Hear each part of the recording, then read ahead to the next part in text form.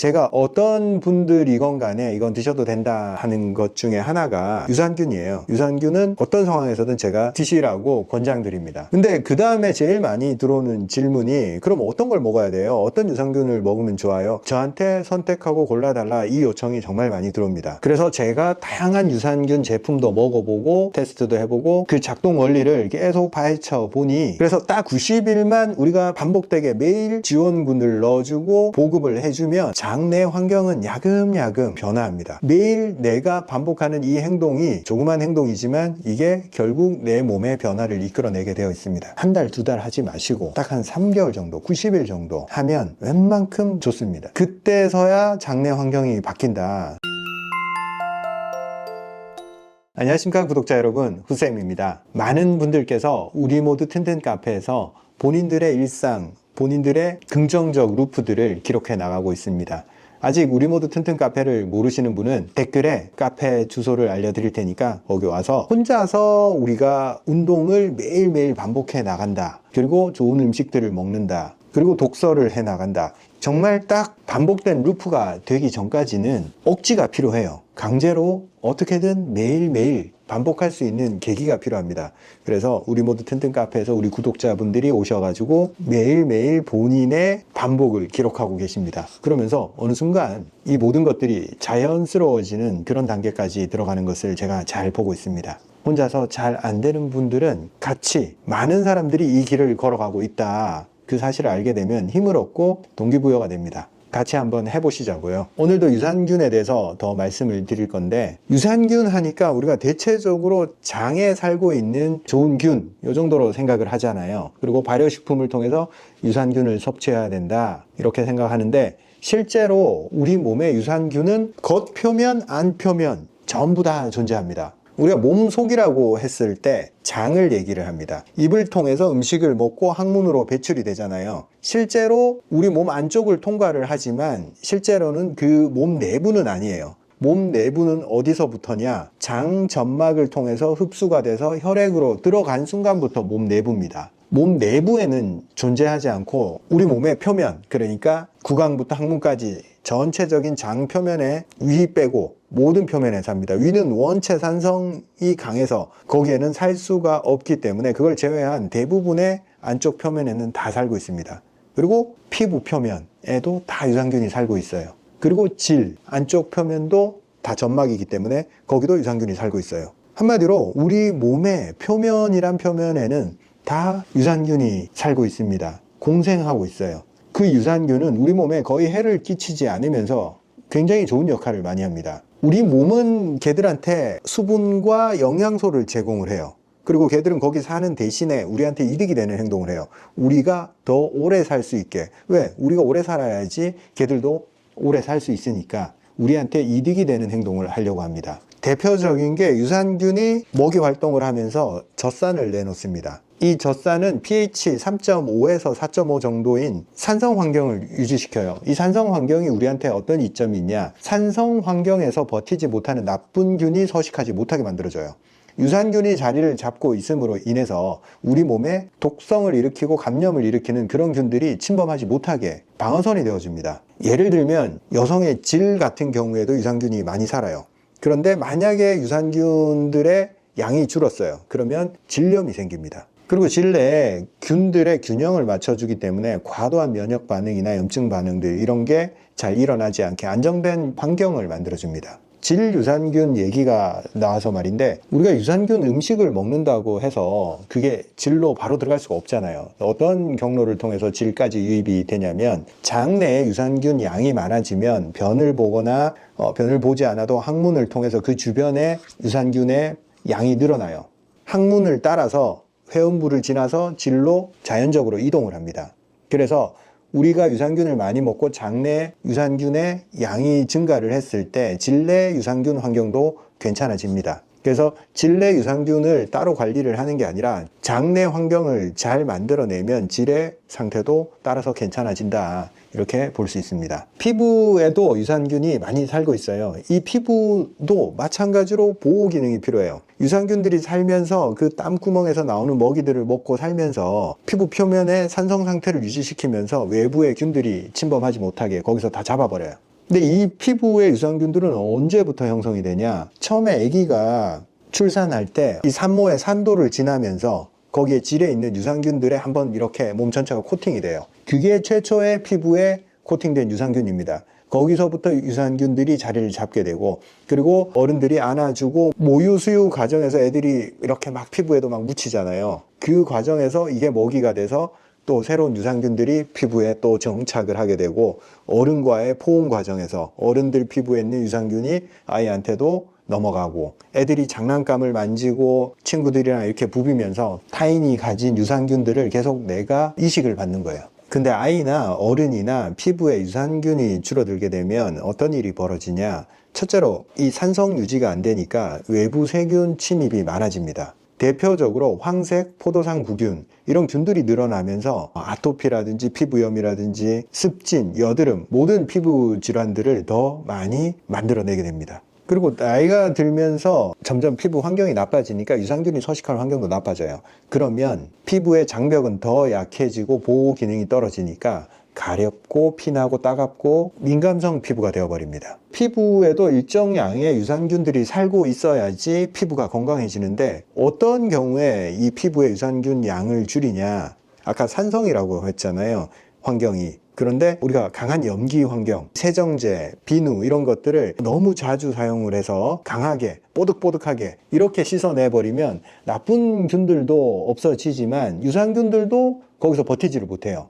그래서 많이 없어졌다가도 다시 우리가 땀도 흘리고 그러는 과정에서 먹이가 생기니까 유산균들이 늘어나요. 근데 너무 많이 없애버린 다음에는 다시 회복하는 데 오래 걸립니다. 그래서 피부에 과도한 청결에 집중을 하면 그런 문제가 생긴다, 이렇게 말씀드릴 수 있습니다. 그리고 항생제라든지 피부 연고들, 스테로이드 연고 같은 것들, 스테로이드 복용, 이런 것들로 인해서 피부 표면에 살고 있는 균들의 균형을 무너뜨려 버립니다. 살기 힘든 환경이 돼 버린 거죠. 항생제니까 균들이 살기 힘들게 했을 거 아니에요. 그러면 유산균 감소로 이어지고 그게 결국 피부 건강 악화로 연결이 됩니다. 또한 이 건조한 환경에서 피부가 계속 건조하게 되거나 건조한데도 불구하고 보습을 잘 안 해주면 이 건조한 환경에서는 유산균들이 살기가 힘들어요. 그래서 균형이 깨진다. 피부는 바깥의 피부잖아요. 안쪽의 피부는 장점막입니다.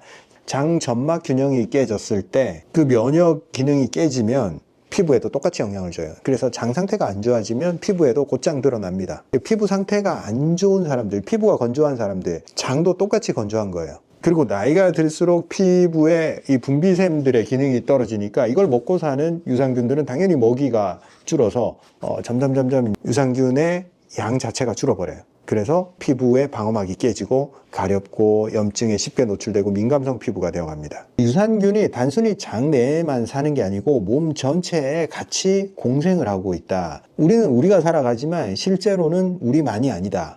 같이 사는 이 친구들을 잘 보살펴 줘야지 이 친구들이 내가 신경을 안 써도 알아서 경비원 역할도 하고 표면 점막을 튼튼하게 해주는 역할도 해줍니다. 세세하게 신경 안 써도 이 친구들이 알아서 해준다. 그래서 우리 몸에 유산균이 잘 살 수 있는 환경을 만들어주는 습관들, 이게 중요합니다. 즉 유산균의 먹이가 되는 것들, 건강한 식품들, 음식들, 살아있는 것들, 이런 걸 먹어야지 장내 환경이 회복이 되고, 피부 표면에도 마찬가지예요. 좀 화학 성분이나 너무 강한 세정력이 있는 그런 제품에 노출시키지 말고 가급적 자연 성분으로 노출시키면 그건 그대로 유산균의 먹이가 돼요. 보습도 되고 유산균의 먹이도 되고, 이런 유산균들이 인류와 정말 오랜 기간 같이 공존하고 있습니다. 농업이 시작되기 전에 자연 상태에서 살 때 얼마나 다양한 균에 노출되었을까요? 정말 다양한 균에 노출되면서 그대로 살아갔을 거예요. 다양한 음식과 그리고 직접 자연과 맞대는 그런 생활을 했기 때문에 균들도 많이 포함이 되어 있었고 장내 균들의 종류가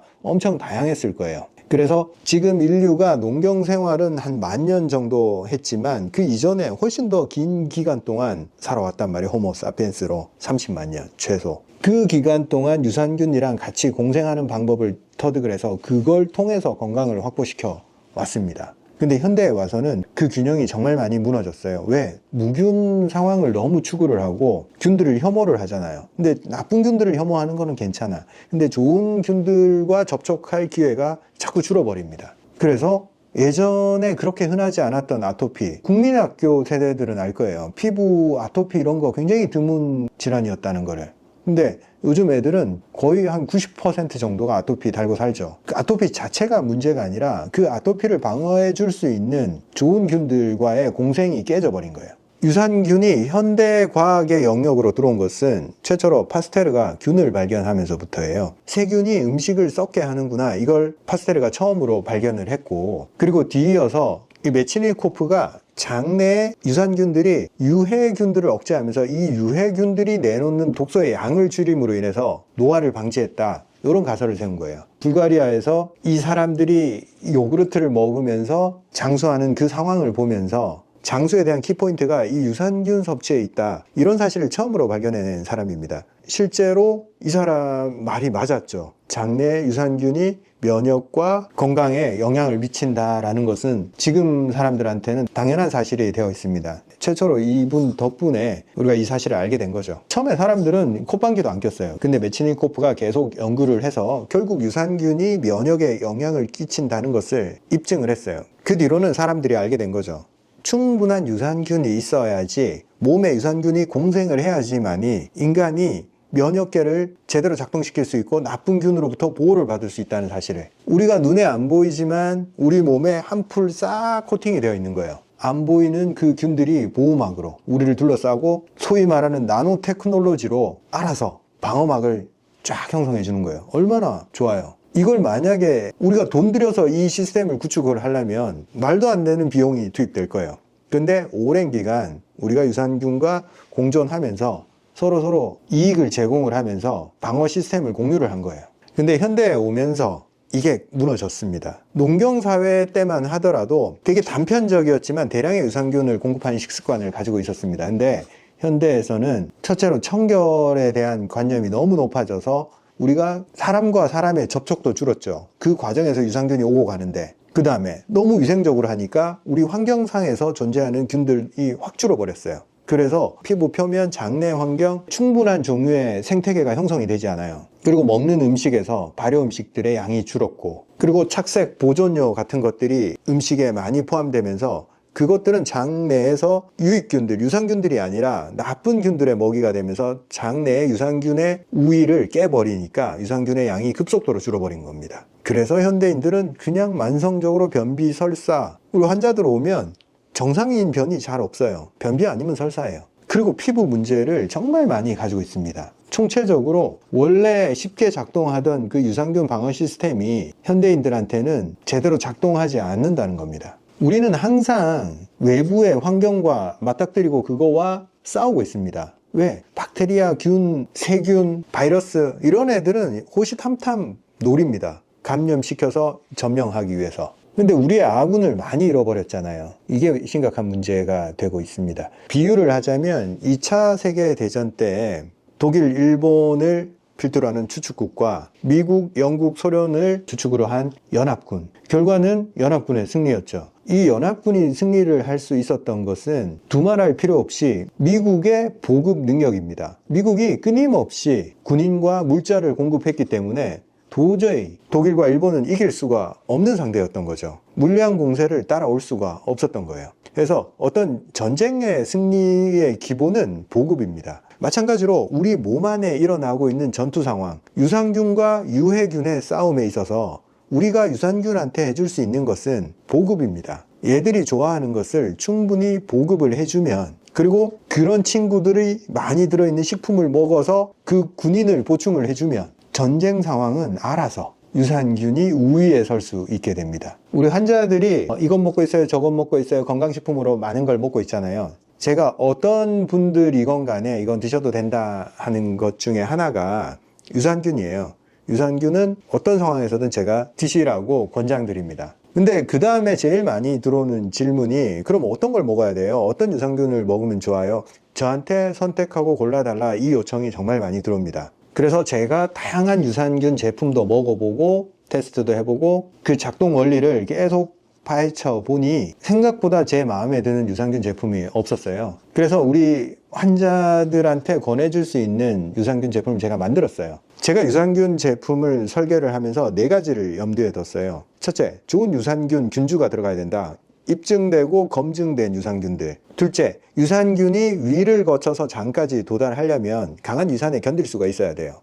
그래서 위산에 견디면서 생존율을 최대한 확보할 수 있는 방법, 요거는 코팅을 통해서 해결을 했어요. 세 번째, 유산균도 유산균이지만 유산균이 먹고 살 수 있는 아주 손쉬운 먹잇감을 같이 넣어준다. 프로바이오틱스라고 하죠.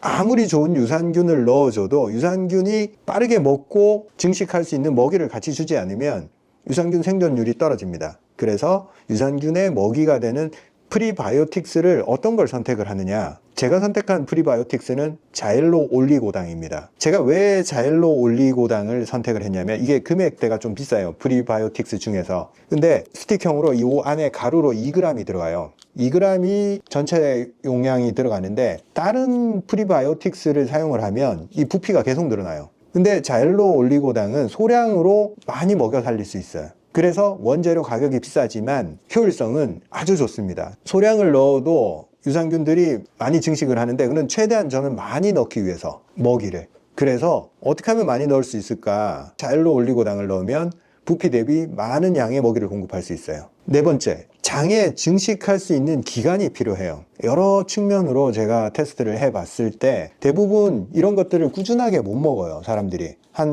달 먹어도 변화가 없으면 중단을 해요. 혹은 변화가 있어도 이 정도면 됐어 하고 중단을 합니다. 근데 그걸로 안 돼요. 우리가 이 장내의 환경, 장내에서 승리를 하려면, 유해균에 대해서 압도적으로 승리를 하려면 끊임없는 보급이 필요해요. 어느 정도의 보급? 90일 정도만 지속을 하면 됩니다. 그러면 장내 환경을 바꿀 수가 있어요. 그래서 제가 출시하는 제품 이름이 장플랜 90이에요. 90일 동안만 하자. 그래서 딱 90일만 우리가 반복되게 매일 지원군을 넣어주고 보급을 해주면 장내 환경은 야금야금 변화합니다. 매일 내가 반복하는 이 행동이 조그만 행동이지만 이게 결국 내 몸의 변화를 이끌어내게 되어 있습니다. 제가 만든 이 제품이 아니더라도 여러분들이 장내 환경을 개선을 시키려면 한 달, 2달 하지 마시고 딱 한 3개월 정도, 90일 정도 하면 웬만큼 좋습니다. 그때서야 장내 환경이 바뀐다. 환경이 바뀌었다, 이게 뭘 의미하냐면 잠시 잠깐 우리가 유산균 좀 먹어줘서 순간적으로 바뀌는 거 말고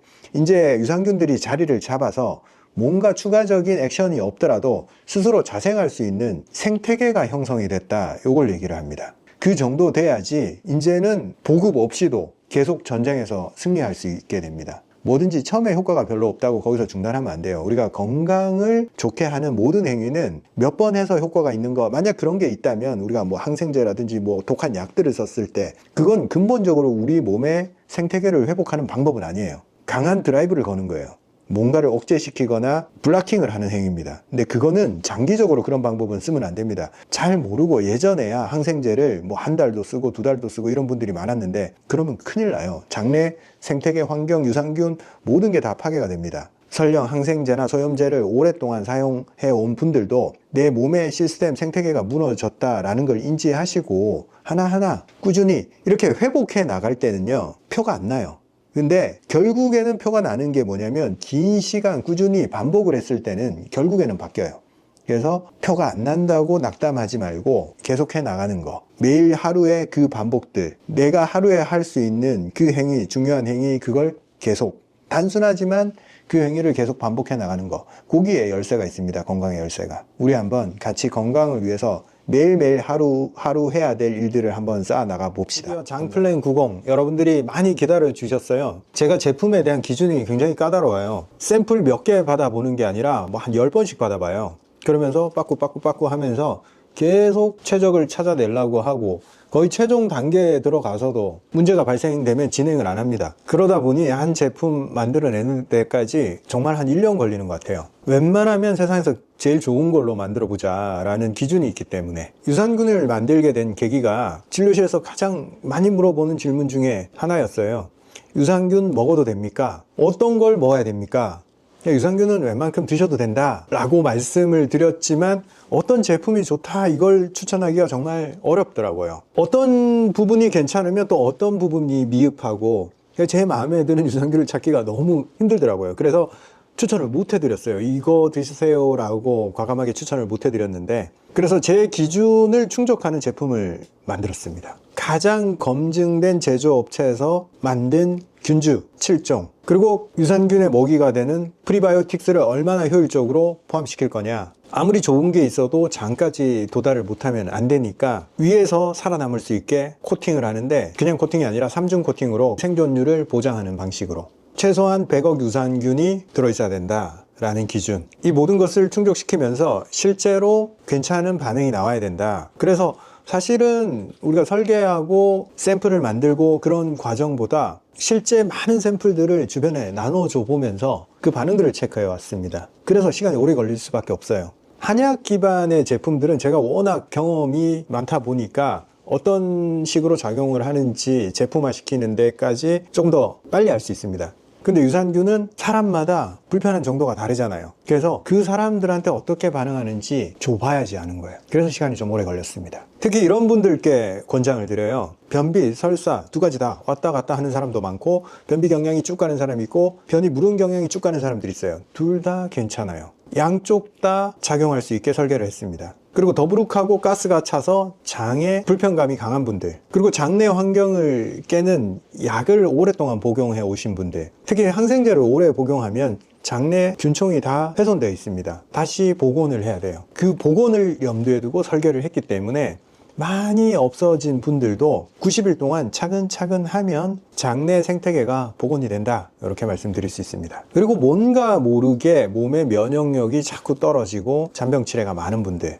일단 장내 환경을 개선시켰을 때 면역의 안정화를 만들어낼 수 있는 것은 제가 여러 영상에서도 말씀드린 바가 있습니다. 그리고 저희 서초보감 제품들은 전부 다 자연 물질들을 기반으로 했고 유산균이랑 시너지 효과가 좋습니다. 왜? 유산균들이 좋아하는 자연 물질들이에요. 서로 나쁘게 작용하는 게 아니라, 예를 들면 우리 사종단에 포함된 식물성 진액 재료들, 유산균이 너무너무 좋아하는 재료들입니다. 사실 이전에도 사종단만 먹고도 장이 좋아졌다 하는 분들이 많으세요. 근데 사종단 안에는 균주가 안 들어있잖아요. 장플랜 90에는 장내 균총을 회복할 수 있는 균주가 들어있기 때문에 시너지 효과가 나타납니다. 그리고 제가 또 혜택을 드려야 되잖아요. 지금 구매를 하시면 2+1, 두 박스를 사시면 한 박스를 더 드립니다. 런칭 기념 특가고 우리가 런칭 기간이 끝나면 가격은 올라갈 거예요. 이때를 놓치지 마시고 기회를 활용하시기 바랍니다. 90일 동안 우리가 유산균을 충분히 공급해 준다. 그리고 장을 건강한 방향으로 설계해 나간다. 그래서 이름이 장플랜 90입니다.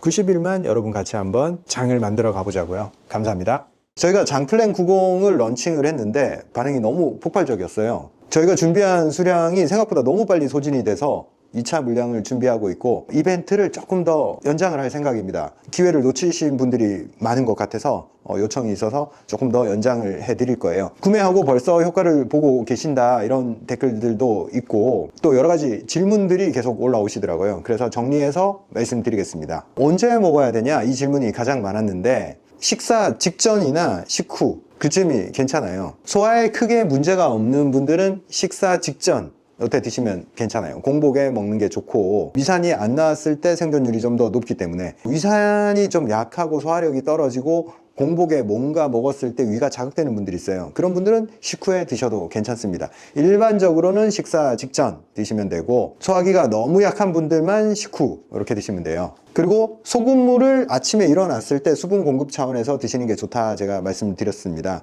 소금물을 먹은 경우에는 최소 30분에서 1시간 정도 텀을 두고 드시는 게 좋아요. 소금물 농도가 높으면 유산균 생존에 불리할 수가 있습니다. 30분에서 1시간 정도 텀만 두면 됩니다. 그리고 저녁보다는 아침 시간이 좋은 게, 아침에 활동을 하고 움직이면서 장 운동도 시작이 되기 때문에 빨리 장까지 도달할 수 있습니다. 저녁에 먹었을 때 도달률보다 아침에 먹었을 때 도달률이 더 높습니다. 그리고 보관에 대해서도 질문이 많으셨어요. 저희가 2+1으로 한 개가 3개월치니까 3개를 사시면 9개월치나 되기 때문에 혼자서 먹을 때 9개월 동안 먹게 되면 좀 보관이 걱정이 되실 거예요. 저희 유산균은 유통기한이 2년이고 2년 내에는 100억 유산균이 보장이 됩니다. 그래서 웬만큼 괜찮아요.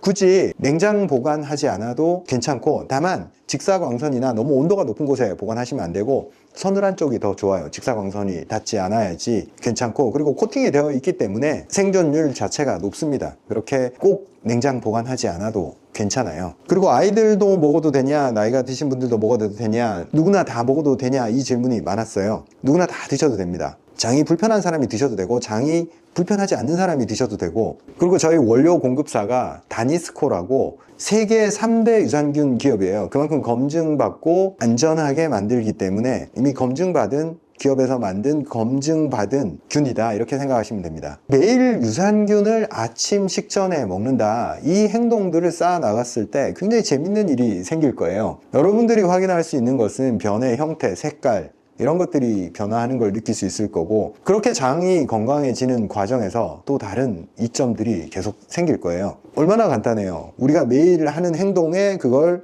집어넣는 거예요. 아침 식사 전에 유산균을 먹는다, 이 행위가 3개월 지속되고 9개월 지속되고 1년 지속됐을 때, 그리고 그게 2년 지속됐을 때 점점 이점이 쌓여 나가서 계속 그 영향력이 커질 거예요, 몸에서. 단순한 행동이지만 우리가 한번 반복을 해보자고요. 유튜브 채널에서도 게시글을 올렸는데, 아쉬운 분들을 위해서 2차 물량까지는 저희가 한번 더 진행을 해보도록 하겠습니다. 자세한 내용은 유튜브 채널 커뮤니티 게시글에서 확인할 수 있습니다. 우리가 배꼽 기준으로 대장이 어디에 위치해 있냐, 소장이 이렇게 있다가 이렇게 이제 소장에서 대장으로 넘겨준단 말이에요. 그 다음에 대장은 더 큰 장이잖아. 길이는 소장보단 짧아요. 근데 더 굵고 커요. 이게 배꼽보다 더 위쪽으로 이렇게 지나가요. 이거를 상행결장이라 그러고, 이걸 옆으로 흐른다고 해서 횡행, 가로로 이렇게 흐른다. 이쪽은 하행결장, 이렇게 부르는데, 여기 중력이 어디에서 쓰이냐면, 첫째로 대변이 빠질 때 중력의 영향으로 제일 아래쪽에 있는 쪽으로 잘 빠지겠죠. 여기서도 이제 재밌는 포인트가 있는데, 여성분들 같은 경우에 출산을 하거나 기력이 많이 딸리는 분들 같은 경우에 항문이 자꾸 빠져요, 밑으로. 그런 경우에 변비나 치질에 의해서도 계속 항문이 밀려 나오고, 이게 탄력이 떨어지다 보니까 밀려 나왔다가도 이렇게 탁 붙잡고 있어야 되는데 그게 안 되니까 이렇게 자꾸 장이 밑으로 빠져버려요. 연세 드신 분들도 내장 탄력이 떨어지니까 자꾸 모든 압력이 이쪽으로 쏠렸을 때 제일 밑에 뭐가 있어요? 구멍이 하나가 있겠죠. 항문이 뚫려 있는 그 구멍으로 자꾸 밀려 나오는 거예요, 장 전체가. 그래서 이런 현상이 생기는데, 실질적으로 이런 분들도 전체적인 내장 근육의 탄력성이 높아야지, 이게 전체가 밀려 올라가야지 얘가 안 빠진단 말이에요. 단순히 항문의 문제구나 이렇게만 보셔서는 안 되고, 위장의 능력, 그리고 복부의 탄력성, 전신, 코 근육, 이런 것까지 연관이 되어 있습니다. 그래서 조금 더 근육 운동을 하고 소화기에 영향을 미치지 않게 소화기 관리를 잘 해줘야 됩니다. 소화가 안 되는 분들이 다 잘 빠져요, 밑으로. 위가 가볍고 대장이 전체적으로 가볍게 돌아간다 하면 이런 현상을 확 막아줘요. 또 급한 대로 이쪽에 혈액이 아래쪽으로 다 몰려 있어서 여기 정맥혈들이 막 고여 있어요. 혈액이 다시 돌아가지를 못하고. 그러면 따뜻하게 해주면 훨씬 피가 돌면서 탄력이 더 생겨요. 좌욕을 하면 돼요. 따뜻한 물 대야에 받아놓고 거기에 이렇게 앉아서 그 열기만 쬐줘도 좋습니다. 소장에서 이렇게 들어와서 이게 갑자기 왜 이렇게 위로 올라갔다가 다시 밑으로 내려올까요? 그냥 항문으로 바로 내려가면 될걸. 대장이 이렇게 생긴 데는 이유가 있습니다. 소장에서 영양분을 쫙 다 빼내고 수분하고 이제 섬유질, 흡수 안 된 섬유질이 대장까지 왔잖아요. 근데 몸 입장에서는 수분을 항상 재활용을 합니다. 다시 완벽하게 최대한 내 몸에서 수분을 좀 덜 빼내는 그런 시스템을 가지고 있기 때문에 그 얼마 안 되는 수분도 다시 짜내야 됩니다. 생명체가 왜 이런 시스템을 가지고 있냐면 매번 수분을 계속 보충해 줄 수 있는 상황에 있지 않았다는 거죠. 물속에 사는 생명체야 늘 물을 공급받을 수 있는 상황에 있잖아요. 근데 육상 동물 같은 경우에 수분이 부족한 경우가 있으니까 음식물에서 수분을 완벽하게 좀 빼내서 아꼈습니다. 그래서 올라가는 과정에서 대장이 이렇게 짜면서 올라가겠죠. 근데 올라가는데 누가 저항을 줘요? 중력이 저항을 줍니다. 그러면 올라가는 게 쉽겠어요? 아니면 힘겹게 짜겠어요? 힘겹게 짜다 보면 밖으로 뭐가 밀려 나오겠어요? 물이 밀려 나옵니다. 요 원리로 수분을 빼냅니다. 그래서 이쪽에 올라가는 상행결장에서 대부분 수분을 빼내는 역할을 하고, 나머지 이런 데서는 수분을 빼내는 역할이 거의 없어요. 그래서 설사를 하는 사람들을 보면 이렇게 지금 상행결장이 이쪽에서 올라간단 말이에요. 그러면 과민대장 중에서 설사가 잦은 사람들 배를 배꼽 오른쪽을 딱 만져보면 거기가 통증이 심해요. 항상 이쪽이 기능을 잘 못한다는 거예요. 우리가 기능을 잘 못한다 하는 그 부위 주변에는 항상 혈류의 문제를 동반하고 있어요. 원래 지가 해야 되는 역할을 잘 못하고 있는 애들은 혈액이 들어오고 나가고가 잘 안 돼요. 그래서 항상 뭉쳐있고 통증이 잘 발생을 합니다. 그래서 배가 아파도 설사하는 사람들은 이쪽 배가 아파요. 실제 자기가 느끼는 복통 말고 눌렀을 때 복통. 그러면 설사를 잘하는 사람은 어디를 마사지 해줘야겠어요? 여기를 잘 만져주고 풀어주고 좀 따뜻하게 해주면 설사가 빨리 진정이 됩니다. 자, 반대로 변비는 어디에서 발생합니까? 여기 맨 마지막 단계에서 변이 정체되어 있으면서 못 빠져나가요. 중력 방향인데 저 빠져나가면 되지 뭐하러 여기에 자꾸 있냐. 변비가 생기는 원인은 전부 다 마찰력에 의해서 생깁니다. 장 점막이 촉촉하고 매끌매끌 충분한 점액질로 덮여 있으면 얘가 미끄덩하고 빠져나오겠죠. 변에 그 점액질이 일부 묻어 있어야지 얘는 통과할 수 있어요. 왜냐하면 여기서 이미 수분을 너무 많이 뺐어. 그래서 그냥은 못 나와. 마찰 때문에. 그래서 변이 살짝 코팅이 되어 있어야지 미끄러져 내려옵니다. 근데 이 점막을 구성하는 것은 점액분비죠. 점액분비는 제가 뭐에 의해서 좌우된다? 몸의 진액이 얼마나 많느냐 여기에 의해서 좌우됩니다. 즉 변비가 있는 사람들은 대부분 진액이 부족해요. 몸 안에 진액의 여유가 없기 때문에 여기까지도 잘 안 보내줘요. 첫 번째 한 끼 먹은 변이 여기서 딱 막아버리면 두 번째 변은 여기에 정체가 되어 있으면서 두 번째 식사, 세 번째 식사, 네 번째 식사 이 며칠치가 다 이렇게 정체가 됩니다. 근데 시간이 지나면서 연동 운동은 계속 하거든요. 그래서 압착을 계속 줘요. 빡빡빡 해서 완전히 딱딱하게 뭉쳐버립니다. 원래 수분 흡수가 여기서 많이 일어나지 않지만 강한 압력이 계속 몰리니까 여기서도 수분이 다 계속 빠져나와 버려요. 점점 더 건조해지게 되는 거죠. 그래서 너무 심한 사람들은 여기에 물을 주입하거나 관장을 해서 여기를 녹여야 돼. 첫 번째 얘를 불려야 돼. 불려서 뽑아내야 됩니다. 그러면 두 번째가 그나마 좀 부드러우면 좀 쉽게 빠져나오겠죠. 오래된 사람은 뭐 2개, 3개 뽑아내도 뒤에 딱딱한 게 계속 들어있어서 잘 빠져나오지도 않아요. 한방에서는 이런 쪽은 어떻게 컨트롤 하냐, 설사하는 쪽. 여기 상행결장이 문제가 돼서 설사하고 변이 늘 풀어져 나오는 사람들. 그런 사람들은 간단해요. 물 빼는 약만 쓰면 돼요. 백출, 복령, 이런 거. 식품으로 먹을 수 있는 것들은 이런 것들이에요. 이뇨작용 플러스 장 내에 있는 수분을 빼내는 역할을 하는 수분 조절 기능이 있는 약재예요. 그래서 설사하는 사람들한테는 딱 맞아요. 그리고 변비 경향이 있는 사람들은 진액을 보태줘야겠죠. 우리 서초보감 제품들은 대부분 진액을 보충해주는 그런 성향이 있는데 한방에서는 이제 보음이라고 하고 진액이라고도 하기도 하고 근데 백복령은 재밌게도 요 역할도 하지만 얘랑 같이 들어갔을 때는 이 설사도 해결하고 변비도 해결해요. 되게 재밌는 친구예요. 요 조합은. 그 다음 진액을 보태주는 4,3, 맹문동, 둥글레 한방명으로는 옥죽 얘들은 그 백합과의 그 뿌리입니다. 백합과 애들이 뿌리가 아주 촉촉하고 영양가를 많이 가지고 있어요. 지황, 구기자 전부 다 어떤 성향을 띠고 있는 약재냐면 말렸는데도 100% 말리기가 너무 힘든 약재들이에요. 쫀득쫀득해. 완벽하게 말리는 게 거의 불가능한 약재들입니다. 촉촉함을 아주 잘 유지하는 그런 성분들을 많이 가지고 있기 때문에 그 약재를 이렇게 만져만 봐도 알아요. 쫀득쫀득하다고. 우리 제품들이 다 쫀득쫀득하게 생겼잖아요. 그래서 진액을 계속 넣어주면 어쨌거나 장 점막은 계속 더 부드러워진다. 그리고 장 건강을 확보하기 위해서는 이 대장이 어디에 딱 얹혀 있어요? 골반 위에 딱 얹혀 있습니다. 골반에는 뭐가 붙어 있어요? 고관절이 붙어 있습니다. 이 고관절 쪽으로 혈액이 많이 들어오면 이쪽으로도 혈액이 가고 이쪽으로도 혈액이 가요. 고관절을 강하게 작동시키는 방법이 뭘까요? 다리를 그냥 높이 드는 거예요. 이렇게. 우리가 운동하기 전에 다리, 고관절을 잘 풀어줘야지 문제가 잘 안 생기고 하체 쪽으로 혈류가 뚫리기 시작합니다. 그래서 운동 전에 고관절을 이렇게 최대한 끌어올리는 거, 이렇게 스트레칭을 해줘야 됩니다. 계단 오르기 하기 전에도 이걸 많이 해줘야 돼요. 그리고 계단 오를 때도 조금 더 이제 과도한 동작, 일부러 높이 드는 거.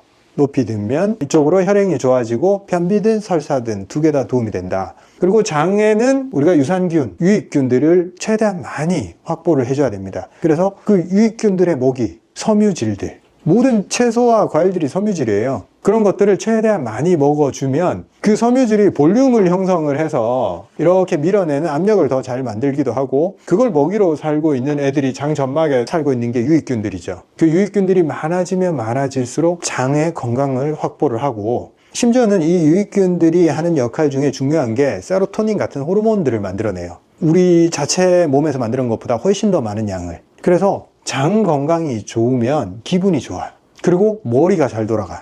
이게 우리 몸 자체에서 우리 세포가 만들어내는 물질들도 많지만, 여기 사는 이 유산균들이 우리를 위해서 만들어주는 호르몬의 양도 어마무시합니다. 그래서 설사나 변비나 둘 다 장 건강을 많이 해치는 거예요. 우리가 바나나 변이라고 부르고 색깔이 노르스름한 거, 그런 색깔일 때 장내 환경이 좋다라고 보는 거잖아요. 설사를 계속한다, 장내 환경이 이미 깨져 있는 거예요. 변비가 계속 지속이 된다, 점막이 이 마찰력으로 변도 못 빠져나오는데 거기가 다 사막화가 돼가지고 유산균이 어떻게 살고 있겠어요. 살 수 있는 환경이 이미 깨져 있다, 이렇게 볼 수 있습니다. 제가 앞으로 장 건강에 대해서도 꾸준히 말씀을 드릴게요. 위와 심장 제가 중요하게 생각하잖아요. 플러스 장도 잘 관리를 해야 됩니다. 자, 오늘의 드릴입니다. 고관절 스트레칭을 우리가 계단 오르기 전에 한 번씩 해줍시다. 얼만큼? 하나, 둘, 이렇게 10번씩 좌우측 10번씩 최대한 내가 높이 들 수 있을 만큼 높이 들고, 그때부터 계단을 타자고요. 먼저 하체 쪽으로 혈류 순환을 한번 뚫어주고 그 다음에 계단을 오르자고요. 사실 저도 엘리베이터 앞에 서서 계단실로 딱 들어갈 때 조금 뭔가 스트레칭을 해주고 들어가야겠다라고 생각을 하는데 그게 잘 안 돼요. 순간적으로 선택을 하고 뭔가 딴짓을 하면 또 머뭇거릴 것 같으니까 바로 진입을 합니다. 근데 우리 여기서 조금 하체를 풀어주는 작업을 하나만 하고 들어가자고요. 10번씩만. 첫 번째, 계단을 오르기 전에 싹 한번 풀어주고, 플러스 발목 돌리기도 한번 좌우 한 번씩만 돌려주고, 이렇게 우리가 계단 오르기에 사전 작업을 한 번씩 하자고요. 이게 오늘의 드릴입니다. 이제 계단 오르기에 한 가지 더 추가하는 겁니다. 저는 계속 여러분들의 삶에 한 가지씩 뭔가 추가해 나갈 겁니다. 추가해서 나쁠 게 없는 것들만 계속 추가해 드릴 테니까, 계단 오르기가 잘 작동하는 사람들은 뭘 하나를 자꾸 거기다가 이제 거부감 없는 걸 하나씩 얹으면 됩니다. 그런 과정을 통해서 여러분들이 나중에 에베레스트를 오르고 있을 거예요. 루프라는 게 그런 겁니다. 매일 반복했을 뿐인데 뭔가 부담 없이, 저항 없이 자꾸 내 바운더리가 커져. 루프는 아무리 작은 거라도 이렇게 작동을 하잖아요. 그러면 조금만 뭔가를 보태면 자꾸 커져요. 얼마나 커지냐면, 일단 내 안에서 이게 너무 쉽게 작동하는 그런 순간이 오잖아요, 여러분. 이게 자동으로 일어나요. 그 다음에는 내 안에 이게 너무 꽉 차서 더 이상 감당이 안 될 때 어떤 일이 일어나냐면, 주변 사람들한테 내가 아무 말도 안 했는데 그 영향력이 미칩니다. 내가 기분 좋아서 이거 하니까 너무 좋더라, 여보 당신 이거 같이 해 라고 말 안 해도 내가 기분 좋아진 게 옆 사람이 보이잖아요. 그럼 말 안 해도 뭐가 있는 것 같아. 그러면 한번 물어봐. 그거 하니까 좋아요? 그럼 내가 막 얘기하잖아. 해라는 소리 한마디도 안 해도 돼요. 그냥 내가 느낀 거 그대로 얘기해 주면 돼요. 그러면 어느 순간 배우자가 따라하고 있어. 이런 겁니다, 루프는. 그냥 누군가 시켜서 하는 그런 게 아니에요. 내 안에서, 내 자의로, 내 주인의식으로, 내 선택에 의해서 이렇게 해나가는 겁니다. 그리고 좋은 거는 강요 안 해도 자꾸 커집니다. 아마 1년 후에 정말 많은 사람들이 계단 오르기를 하고 계실 거예요. 점점 더 많은 분들이 계단 오르기를 하실 거라 생각이 됩니다. 정말 예전에 거짓말 안 하고 제 주변에 계단 하루에 100층 오르는 사람은 저밖에 없었어요. 근데 이제 이건 아무것도 아니야. 지금 사람들이 댓글에도 그렇고 카페에서 인증 올리는 분들 보면 어디 가서 100층 오른다고 자랑할 수가 없게 돼버렸어요. 너무 좋습니다. 여러분들 계속 우리 같이 한번 올라보자고요. 감사합니다. 다음 시간에 뵙겠습니다.